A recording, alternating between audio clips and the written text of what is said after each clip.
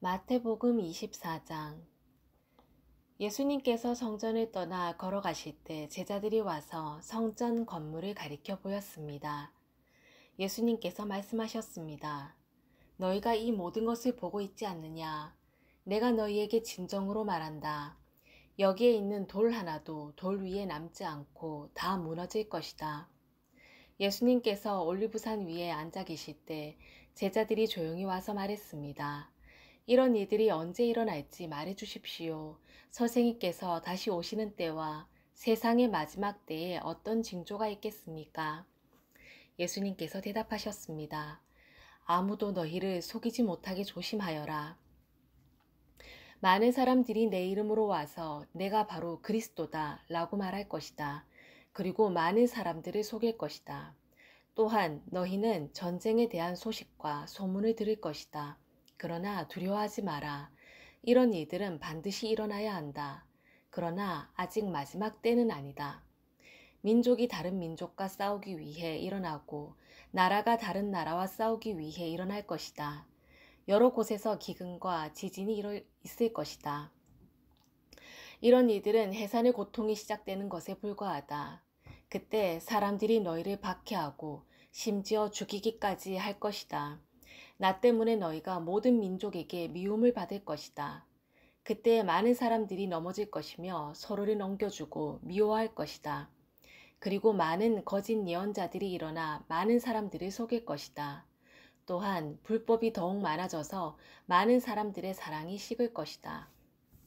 그러나 끝까지 견디는 사람은 구원을 얻을 것이다. 이 하늘나라의 복음이 온 세상에 전파될 것이며 모든 나라에 증거될 것이다. 그때서야 세상의 끝이 올 것이다. 그러므로 예언자 다니엘이 말한 멸망케 하는 혐오할 만한 것이 거룩한 곳에 서 있는 것을 보면 읽는 사람은 깨달아라. 유대에 있는 사람들은 산으로 도망하여라. 지붕 위에 있는 사람은 집 안에 있는 것을 가지러 내려가지 마라. 밭에 있는 사람은 겉옷을 가지러 되돌아가지 마라. 그때에는 임신한 여자와 젖먹이는 여자에게 화가 있을 것이다.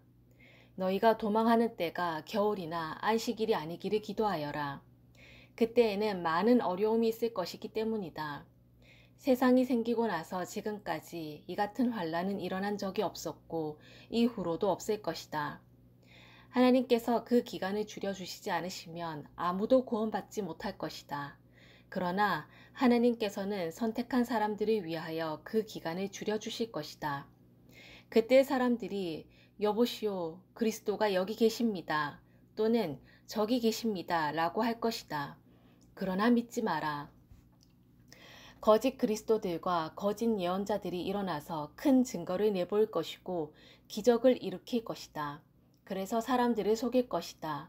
그리고 할 수만 있으면 선택하신 사람까지 속일 것이다.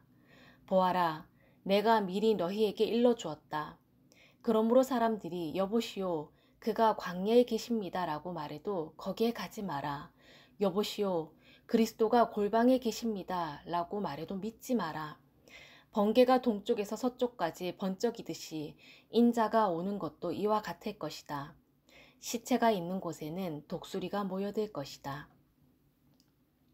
그 환란의 날이 지난 직후에 태양이 어두워지고 달이 그 빛을 잃을 것이다. 별들이 하늘에서 떨어지고 하늘에 있는 모든 권세가 흔들릴 것이다. 그때의 인자가 올 징조가 하늘에 있을 것이다. 그때 세상의 모든 민족이 울며 인자가 큰 권능과 영광으로 하늘 구름을 타고 오는 것을 볼 것이다. 인자가 큰 나팔 소리와 함께 천사들을 보낼 것이다. 그들은 하늘 이 끝에서 저 끝까지 사방에서 택함받은 백성들을 모을 것이다. 무화과 나무의 비유를 배우라. 그 가지가 연해지고 새 잎을 내면 여름이 가까운 줄 안다. 마찬가지로 이 모든 것이 일어나는 것을 보면 인자가 가까이와 문 앞에 있는 줄을 알아라. 내가 너희에게 진정으로 말한다. 이 세대가 지나가기 전에 이 모든 것이 일어날 것이다. 하늘과 땅이 없어질지라도 내 말은 결코 없어지지 않을 것이다. 그날과 그때는 아무도 모른다. 심지어 하늘의 천사와 아들까지도 모르고 오직 아버지께서만 아신다. 노아의 때처럼 인자가 다시 올 때도 그와 비슷할 것이다. 홍수가 나기 전 노아가 배에 들어가기 전까지도 사람들은 먹고 마시며 장가가고 시집가며 지냈다. 홍수가 나서 모든 사람들이 쓸어가기 직전까지 사람들은 전혀 깨닫지 못하였다. 인자가 올 때도 그와 같을 것이다. 두 사람이 밭에 있는데 한 사람은 데려가고 다른 사람은 남겨둘 것이다. 두 여자가 맷돌을 갈고 있는데 한 사람은 데려가고 다른 사람은 남겨둘 것이다. 그러므로 항상 깨어 있어라. 왜냐하면 언제 너희 주님께서 오실지 너희가 알지 못하기 때문이다. 이것을 명심하여라. 만약 도둑이 언제 들어올지 집주인이 안다면 미리 준비를 하고 도둑이 집에 들지 못하도록 할 것이다. 그러므로 너희도 준비를 해야 한다. 인자는 생각지도 않은 때에 올 것이다.